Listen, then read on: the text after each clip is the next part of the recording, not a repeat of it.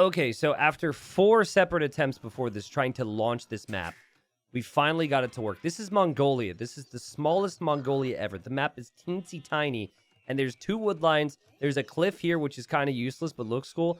And we've got a wall fest here, as both players want to fight for the early map control. Now, Margougou seems to think that these villagers coming forward from running could have meant his boars were going to be stolen here.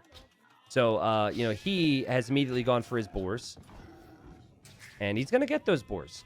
But what he's not going to get is he's not going to be able to cross the middle area while running has. Now, running started with 6 villagers, as is the bonus with the Chinese. But his villagers weren't collecting food because they all went forward for the wall. So he will probably fall behind in villagers due to the fact that he's not going to be able to place any. Now, if people are interested on YouTube and wherever, right, and really excited about these small maps, I will bring more small maps to the channel. So I'll just go based on feedback from everyone, as always. But listen, here's the deal. This is the last game between these 2 with these small maps. They brought us the previous 10. And we had other small maps prior to that, so check the playlist and all that good stuff. We've got plenty of them. But this is Mongolia. First time we've seen Mongolia. Technically, I guess this is my 5th time seeing it, but on the previous 4 generations, what was funny was the cliffs, which is what Mongolia is known for, just created this useless maze in the corner of the map. There's no real maze here. It just looks like if you stumble too far, you will fall off the edge of the earth. Okay, so Margou's got 1 tile of stone. He's got 2 things of gold. He's got berries, but it's the wood, I think, that will become the most important. So he's going to take wood here, which is really hard for his opponent to ever tower. Running will most likely take wood here. And running actually has this stone accessible. Now remember, he hasn't walled here yet, so Margougou could run through at any point. But assuming that running will wall behind Margougou's walls, the stone being accessible here could be very valuable, because otherwise he's just on 1 tile as well. 11 villagers for running, and it is 12 villagers for Margougou. But Chinese have the cheaper techs. Chinese have a really good tech tree. But I really like I honestly really like the Bohemians for this, because a lot of these games have turned into heavy gold mining and stone mining, and Bohemians get the feudal and Castle Age mining upgrades for free. So I think that cannot be understated, that cannot be underrated, and I think we will see it play a big role in this game. They did free pick of civilizations that neither player had played in the previous 10 games for this. And Chinese and Bohemians, both really strong civs, were left over. But now they understand the maps. Now they played 10 games. Running said, and I quote, I wonder if I'll ever be able to play a normal Dark Age after this. My brain has turned to mashed potatoes. So I feel a bit bad about that, but they're putting some good money on the line here. Currently, it's split $150 each player. That's not a bad day playing some Age of Empires, if you ask me. So, ooh, this is the thing. Running didn't wall behind here. It looks like he's coming to do that now. Oh, and Margougou realizes he's been spotted. He says, nope, not happy about it. Nope, quick walls. This is awkward. Okay, that works. So now you've walled a bit further forward, which means that you can keep an eye on the relics, which all seem to be over here. Okay, not all, but most. And then also that stone. So yeah, this is a tiebreaker. And look at that feudal age time there for Margougou. He's going to click up much faster. Oh, also dropped a gate there. What's that about? Oh, that's just to block the opponent's wall. That's annoying. Wait, I think running could do the same, actually. Oh, and the villager just creeps even further forward. Margougou's such a nerd. I mean, this is coming from a nerd. I'm not a quick wall nerd. I'm just like a normal nerd. Which some people think is cool, I guess. I'd prefer to be the quick wall type of nerd. But it is what it is. I'm too late to change. Now running clicks up to feudal as well. And on stone. Shocker, right? Towers are going to be needed. And we've got villagers on stone for Margougou as well. So. All right, so tower will be up faster for Margougou. He'll gain a really nice position, either to push down this big hill or to protect his own woodline. And running knows it, so the villagers, they're angry. And they're attacking the walls. I really like the position for Margougou economically, but also with the timings on the towers here. Let's see. You do not want to make your tower up against a diagonal wall, because your opponent can actually attack your tower through a diagonal wall. It's a weird thing. Okay, running saw that, immediately responds by adding his own walls because he realizes his opponent is up. Does he see the tower now? Not the tower, obviously. The archer range? No. And he does not see a tower either. I don't know why we're not seeing a tower.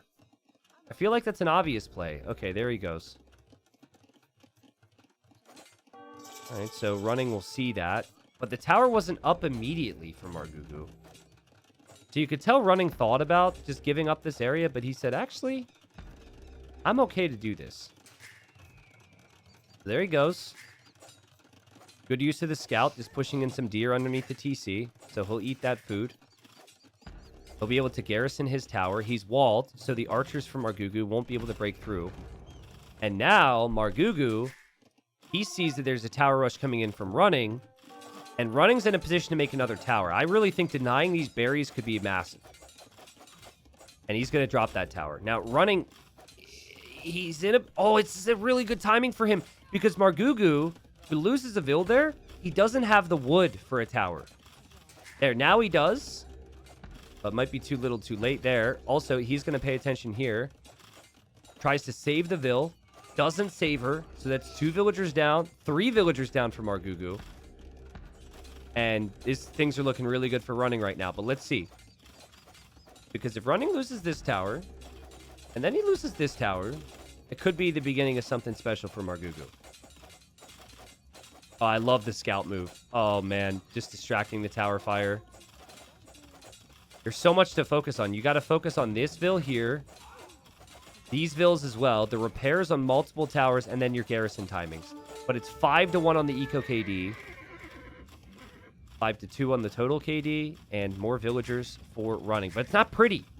It's really not pretty right now, food-wise. He's got to take his deer, maybe take his berries, and he's starting to lose some towers, too. He's out of stone, guys. He's out of stone.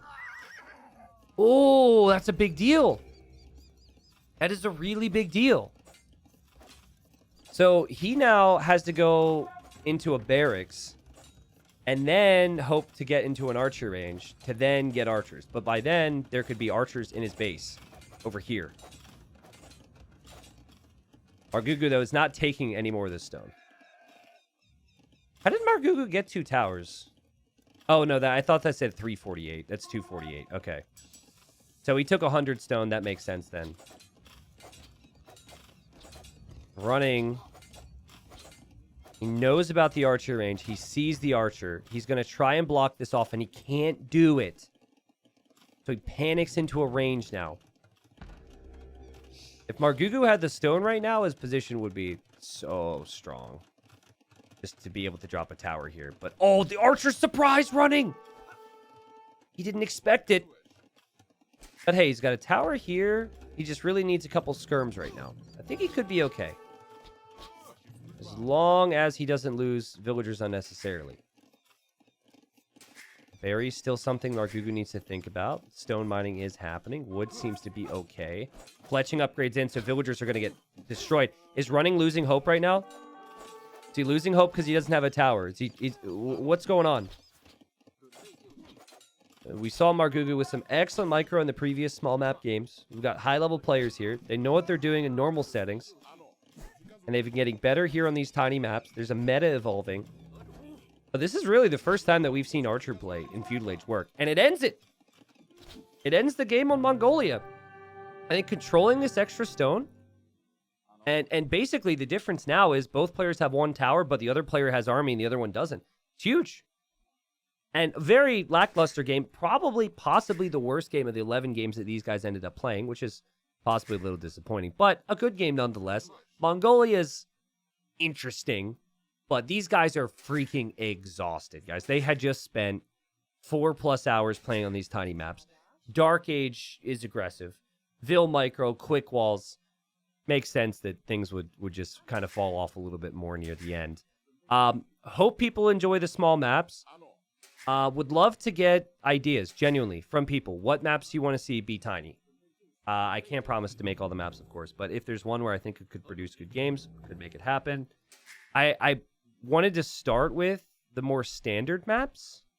So I'm trying to do math here, 15 or 16 or 17 maps that I've done on small maps have all kind of been maps that people know. And I'd like to continue to do that. So like a map like Socotra, a map like Migration. I'm even a little frazzled mentally, so I can't think of more. Anyway, so that's what I want to start with, but then eventually we might, branch it out and be like, the smallest sheep, nothing ever, and then a bunch of sheeps go bah, and that's my intro right there. So, yeah, just ideas people can give me ideas on. I will make sure to look to the comments and appreciate everyone watching and having interest in this crazy stuff. As always, resources collected for Margougou was great, and again, I think having that crazy gold mining bonus is really helpful here. If this game goes on a little bit longer, I think that the gold starts to be a real focus point or focal point for both players, and then they want a market to buy food for faster Castle Age so they could do more in Castle Age. And I like Bohemians for that. Good stuff. Players really seem to enjoy it as well. Margougou is saying right now, he says, really hope people enjoy the small maps. Had a lot of fun. I'm sure he's happy he won as well, so good stuff.